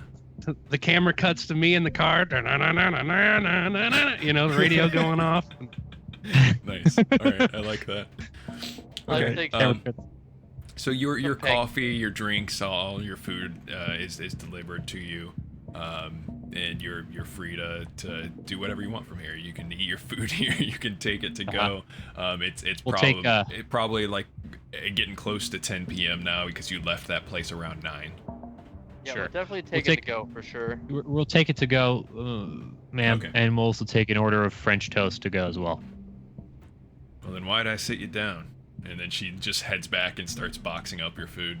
And after a few minutes, she comes back out with the boxes. I'm assuming the bill is settled and you're free. I to drank do the whatever. coffee here. I Okay. tipped her 40%. Wow. Her eyes seem to light up a little bit at that. She gives a little smirk. Yep. Nods her head, and that's pretty much the last of the interaction with her, unless you. I ask give her a anything business else. card. I give her a business card. Has my agent name on it. Okay. You hear anything? What's this? Please. If you hear anything suspicious in the area, please don't hesitate to reach out. Ma'am, I'm Suspicious. with local law enforcement. If you only I knew just- the things I heard in here. I just realized something. If we whisper the word Delta Green to her, we can just shoot her in the head and walk away. We can kill her. Take the breakfast for free. Wait, did you give her your real agent name or your fake agent name? No, my fake agent name. Okay, just Yeah. to clarify. Well, Wait, hang what's on. this So business can card we then? can we pull out of this game here for a second, just to be really meta as possible? Agent Winchester is my actual agent name, like actually in real life, right? I'm right. So like I'm giving her that card, right? You guys right now are in the presumption that I've created these fake badges and we're part of this fake FBI, right? But like in actuality, so I don't want to spoil too much, but Okay. just to Yeah. get Fair. now back into the immersion here. I gave her the FBI card. That's actually legit, but you guys don't know. Anyhow, thank you for the fine breakfast. We'll be sure to return back soon. Well, thank you, sweetie. And then she gets back to her post, serving other people. All two other customers at 4 a.m. Whatever it was like 10 p.m. or something. Yep. Yeah, there it is. Yeah. I head back into the car, kind of look at my gentlemen, make sure they're well satisfied and their breakfast was taken care of. I take a to-go container and I hand it to Agent Kingpin on the way in. Eat up. We need you full strength for the investigation. I pop open my to-go box and I start chomping down on my food. This man hooked me up with the strawberry syrup. Man of class. Absolutely. You seem to be the type, and I hate to assume, but it felt right with you. Yeah, feels right, all right. You popping up the little like to-go container of syrup, drizzling it on. All right, you have the reins here. What are you all doing? Okay, have we all finished Cabin. eating? Have you finished your food? I'll take the to-go containers, and I'm gonna take all of the containers, open up my car door, head to the nearest trash can, dump them inside. If I have to go Hey, inside, I yo, will. green bin. I just started doing that. It's pretty neat. No. This is styrofoam. I don't believe it's recyclable. Oh, they got the styrofoam, but not the plastic. I throw it away, toss it away, finish off the coffee, throw that away, head back inside the car, shut it up, start it up, turn on some tunes, and grip the steering wheel. What's the location of the cabin? Yes, it says coordinates. Yeah. Yes, of course. I will head towards coordinates. All right. Perfect. Yeah, I'm assuming you've probably got a paper map you're able to pull out and Yeah. find the exact location in southern Ohio. Pick up the highway heading south. The street lights, whizzing by overhead. It's rather dark out. Not much of a moon tonight, and what moon there is, it's very heavy cloud cover. Eventually, I'm going 10 over. okay. You don't really encounter much traffic. No one stops you. And eventually the streetlights stop. Because even though the cabin is not difficult to reach, the last few miles are off the main road. And you can tell the last stretch leading up to the cabin and into these sparse woods would probably be rather treacherous probably in bad weather. But once you drive up to the cabin itself, it's 1 story high and constructed of wood with a faux log cabin exterior. There's a window that flanks each side of the front door, showing sun-washed red curtains on either side, on the other side of the glass. And you can just barely make out that behind the building, there's an outhouse and a shed. Be careful down here in southern Ohio. I do believe there are bears in this area, so do be on the watch. Looks like there's a couple of structures out in the distance here. Why don't we stay together on this one? I don't want us to run into any strange things out here. Keep that pistol ready. We should definitely look towards the outside first. Head inside. Affirmative. Even if we don't stay together, always stay with your buddy. Affirmative. I'll park the car somewhere nearby, off on the side of the road here, this dirt path, I imagine. Close it up, lock it up. I check my pistol, it's there. I have my suit jacket on. I take off the jacket and I put it back, and I just have the straps on, so I have a little more flexibility, and I still have my guns. Okay, sure. So we head towards the outhouse area. I have Okay. my gun out, actually. In fact, Is anyone else heading elsewhere, or are you all heading to the outhouse and shed?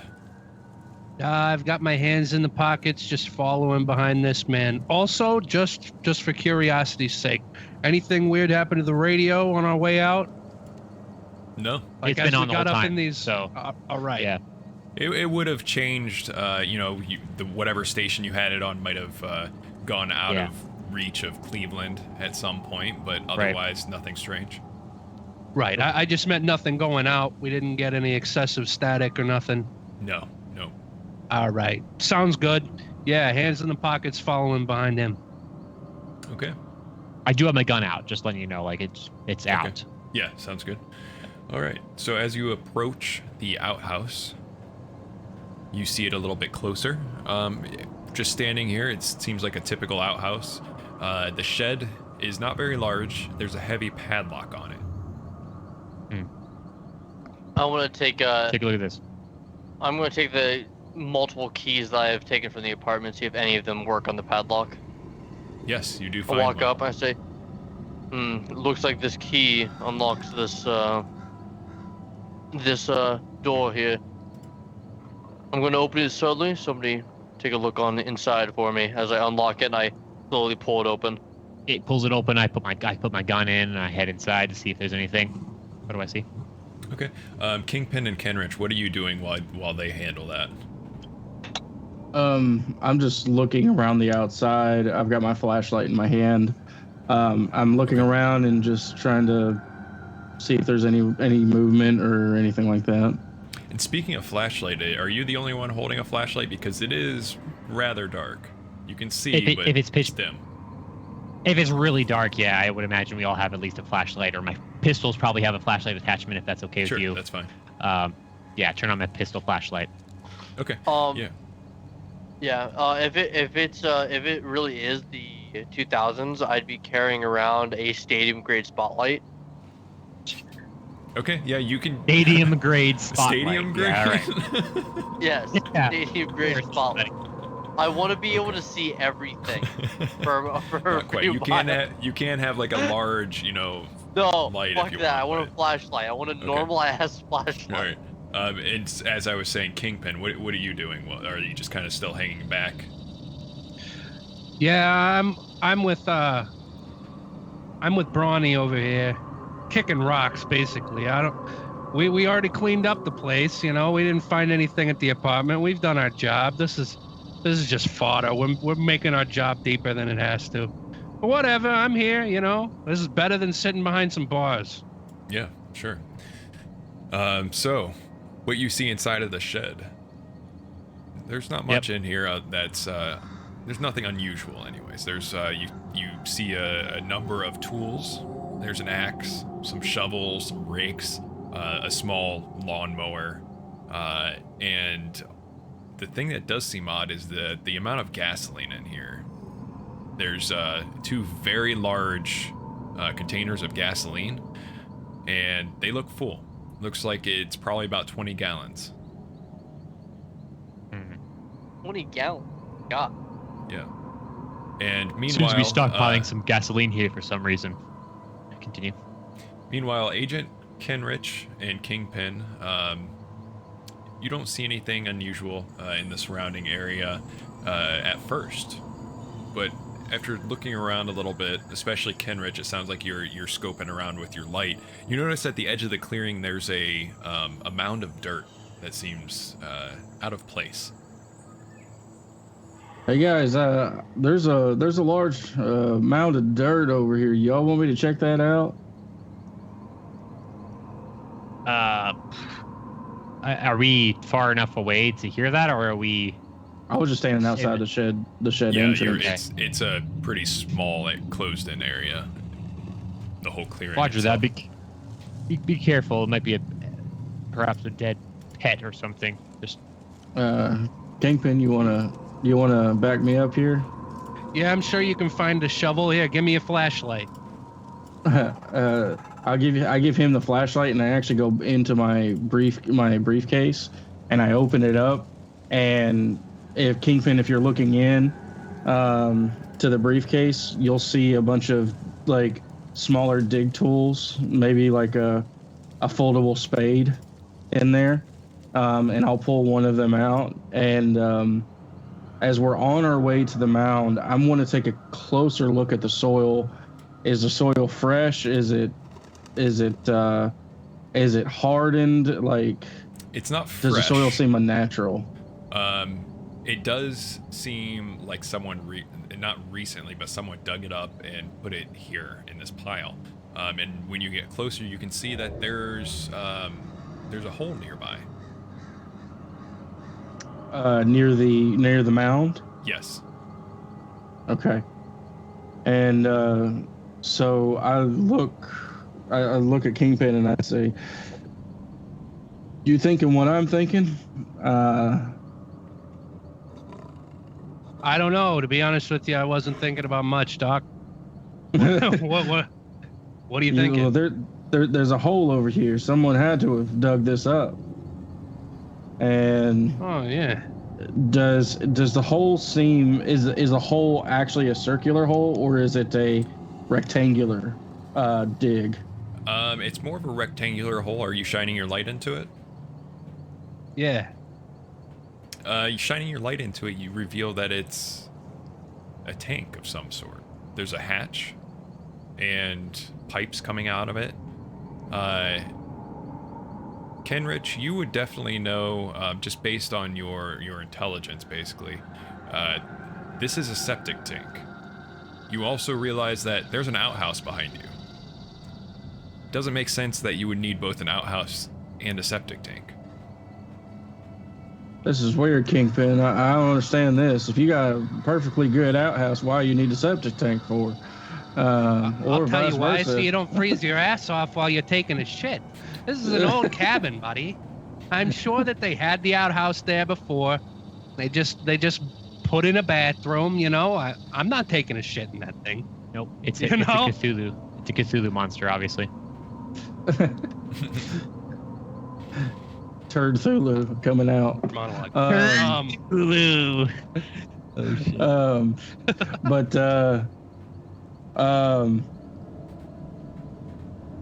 I take a closer look at the mound. Does it seem like it's just the soil from where that septic tank was? Yes, definitely. Okay. Yeah, Is it there seems any like someone. footprints that I can see in the nearby area of like maybe a direction that they were heading after they dug this up? No, you don't see any indication that anyone was here recently. Okay.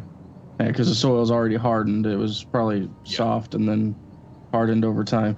Okay. And as I so, said, you see in the hole the hatch for the tank itself, and pipes coming up out of it, which you know would be inspection pipes. Okay.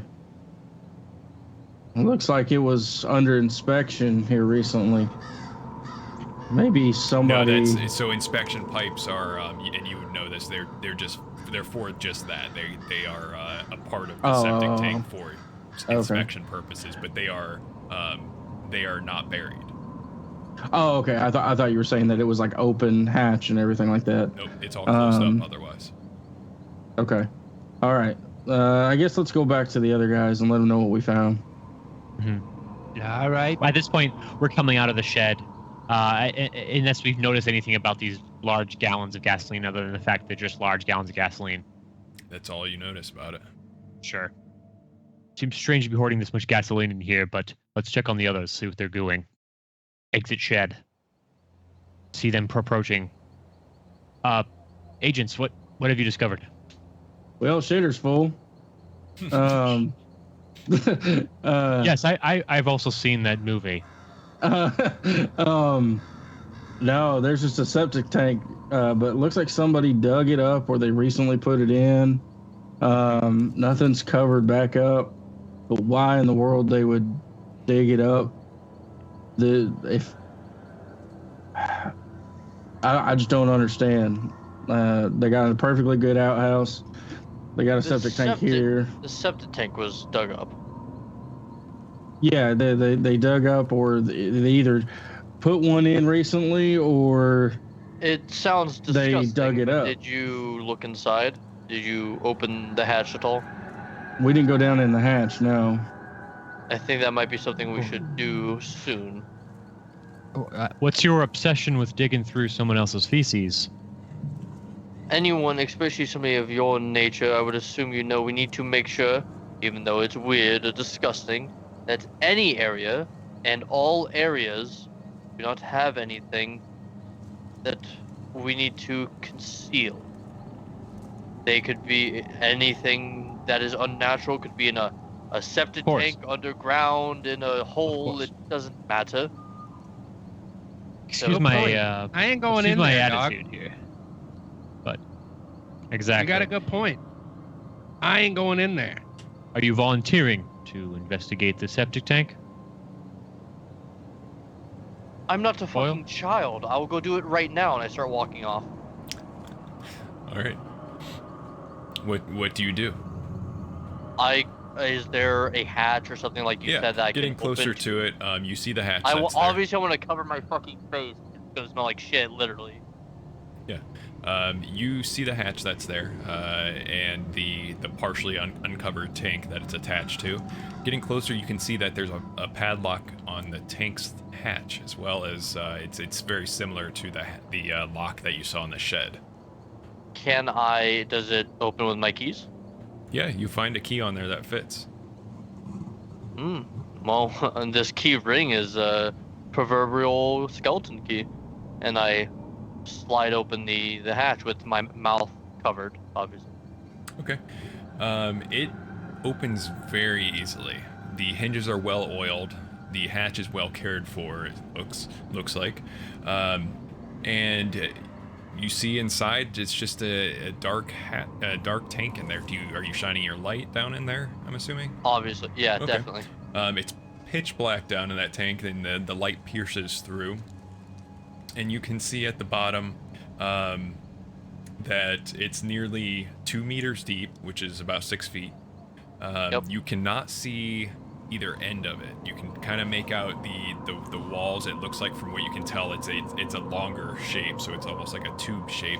But you can't see either end. They're too far out. You'd have to actually stick your head down inside if you want to see that. But you can see in there that it's slightly damp, with a very shallow layer of water on the floor. The ladder has been removed. You can see remnants of it at the very top, but it doesn't lead down into it, as you would expect. Okay, I'm gonna pop back up. Everyone, I think there might be something going on with the septic tank. Head on over. All right. Regrettably, I will approach the septic tank. I kind of shine my light in. As you can see, the ladder on the inside has been completely removed, other than a last little bit at the very top. It's a bit strange, isn't it? It's also strange that I very well. It's at least warranting investigation. I understand. In interrupting you, you hear a very weak and scared voice emanating from within the tank. Hello? Is there someone out there? Identify yourself. This is the FBI. FBI. Oh. Please help. My husband, he trapped me in here. What's your name? Marlene. Marlene. Bauman. Please hold. We'll get you out of there. God damn it! I grab the flashlight attachment off my gun. I put my gun away. I bite the flashlight and I jump down. All right. Oh, and then as you jump down, I'm like, that's so weird that there's somebody in the septic tank. It's very good that someone checked it. Am I right? The hell's not the time, Agent? We have to. Who knows how long she's been down here? I'm already in the tank. Like.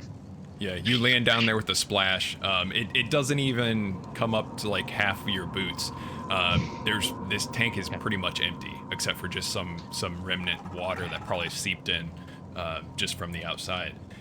You shine your light around, and it is incredibly dark down here. And over in the corner, you see a small shape huddled up. It looks like an old woman, and she slowly turns her head over to you. Uh-huh. And we're gonna end there. It's been 2 hours. We'll find out next time. It's actually been 2 hours, 1 minute.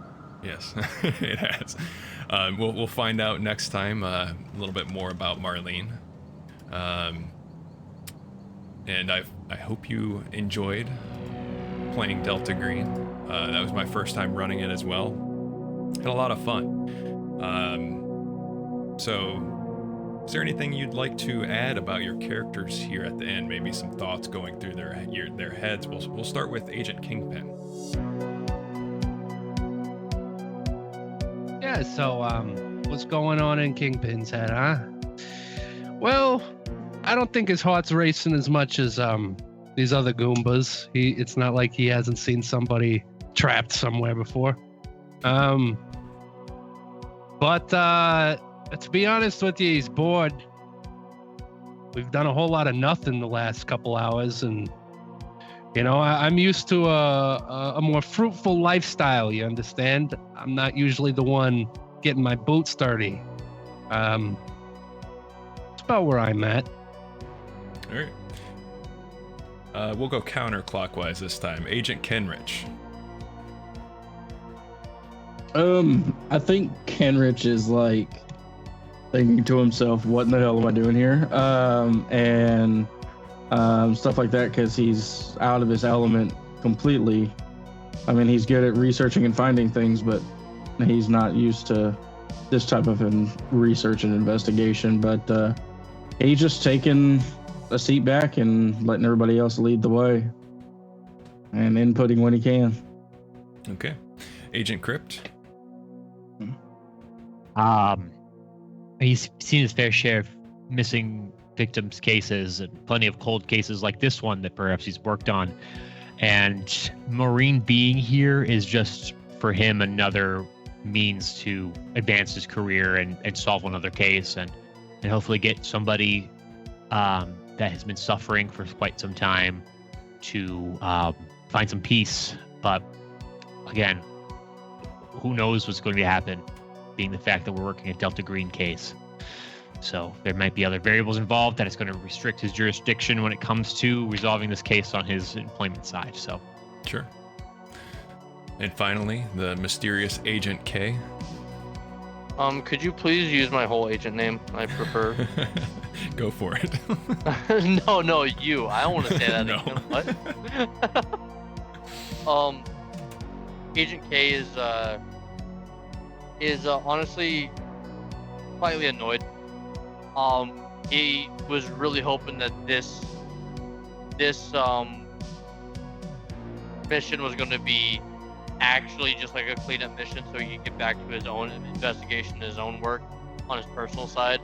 But now that it's turning into something a bit more extensive, he is not looking forward to trying to figure out who this woman is. He's honestly a bit annoyed that she was even in here. He Complicates he the doesn't- situation. complicates the situation. He's not happy with it. He would have rather hit her just been a dead body. All right. Yeah. Okay, now that we've heard from our agents, we can go ahead and end our session for tonight. But first, I'd like to remind everyone, Delta Green is not about guns. Delta Green is not about a bug hunt. Delta Green is not about understanding. Delta Green is about the end.